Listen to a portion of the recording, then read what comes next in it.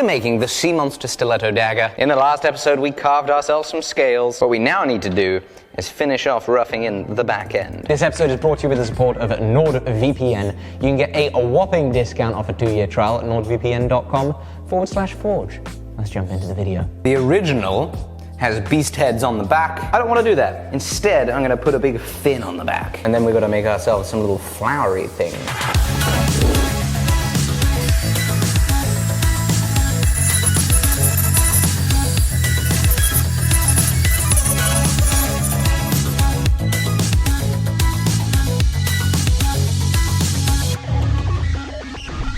We've finished up the scales. Let's now work on what happens to the tip.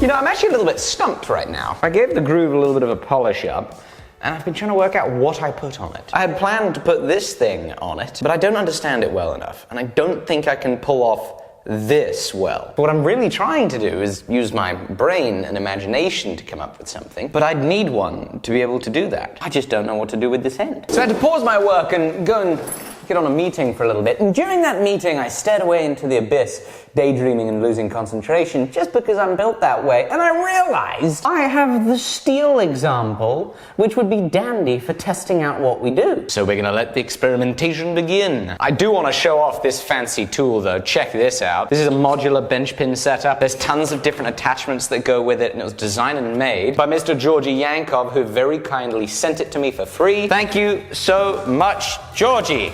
This thing is awesome.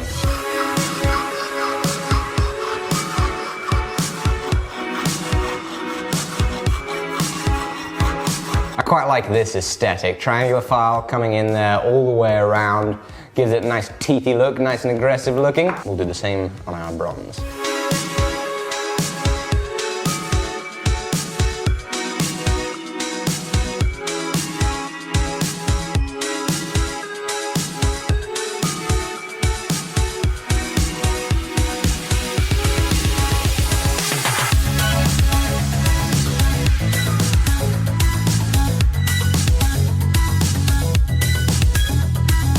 So I like how our hexagonally oriented triangular cuts are looking, but I'm finding that I don't think the terminus of the handle here is quite suiting what it's going to look like here. Here it's going to be polished and then rough with the beasts.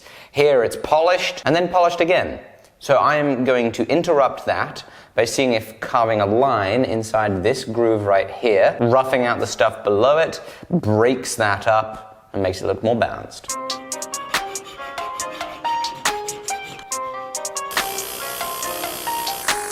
So I've textured some of this material, we've cut ourselves a little raised section, and now what I'm going to do is take a beading tool, which is a concave little punch, and we're going to bead in here and make a ring of little circles.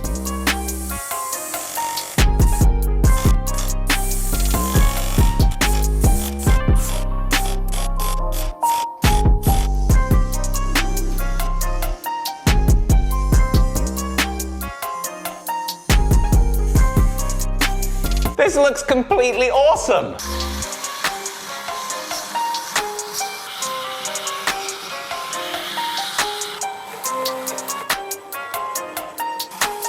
I'm in love with how this is looking up here. I think it looks great, especially once that tip is buffed. I've also flattened out our front end and rounded this. You'll also note the thickness of this end circle is somewhat irregular. It's thinner in some places, thicker in others, and the surface finish on this inside face isn't consistent with the rest of it. So we're going to take some bull bars and neaten this up, get a more consistent ring.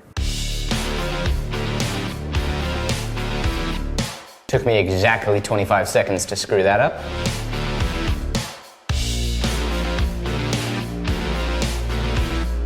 So now I'm making a right mess of it. You see all those lines? They're facets from different angles. We had a perfectly machined surface. The last time I ground it, I kept it flat, and now it is looking like a hot mess.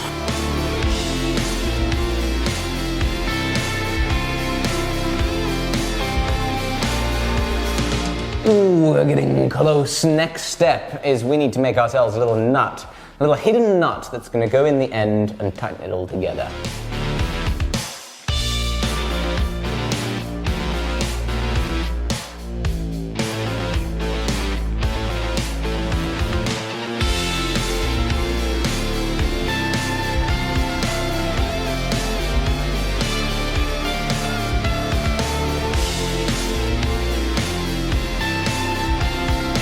Our dry assembly number 1 is complete. It's all screwed together and tight.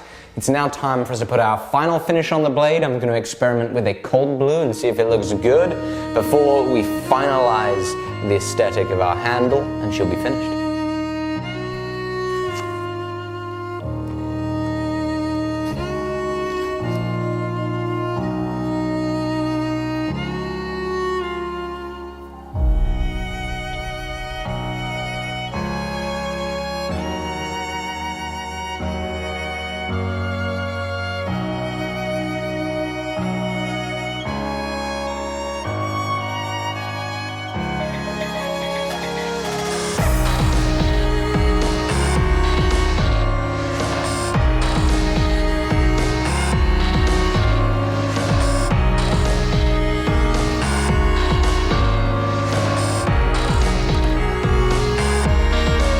So cool.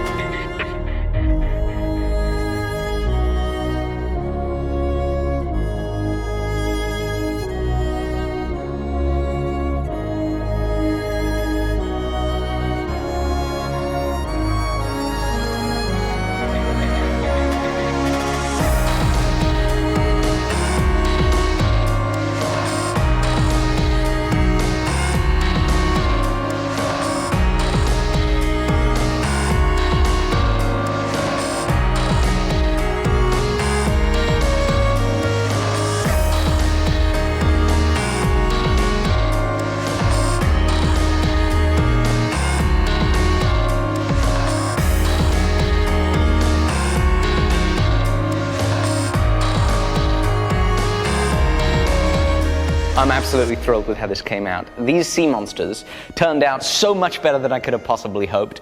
The balance of this thing is amazing. We've got as sharp as can be. And we're going to do a little experiment next week, which is a full build video with no talking and a much longer end reveal. So we'd be really grateful if you would watch that. Thank you all for watching this series. Let's thank our sponsor. Today's episode was made possible with the support of NordVPN. They are a virtual private network, and they act as an intermediary between you and the websites that you browse to give you more security, more freedom, and more flexibility. When you install their app on iOS, Mac, Android, or PC, it makes sure that all the data that goes from your phone or your computer out to the NordVPN servers is encrypted so that your internet service provider can't spy on you, and so that it's much more difficult to get hacked and have your data compromised. Not only that, but by interacting with their servers, you get the luxury of choosing where in the world the websites you browse think you're browsing from. In-app, you can very easily change the country, and bada bing, bada boom, you can access websites that your country might have blocked. And this is one of the key features I love about NordVPN, because I'm running a business that's in the UK and a business that's in the US. And so that geographical flexibility is incredibly important to access the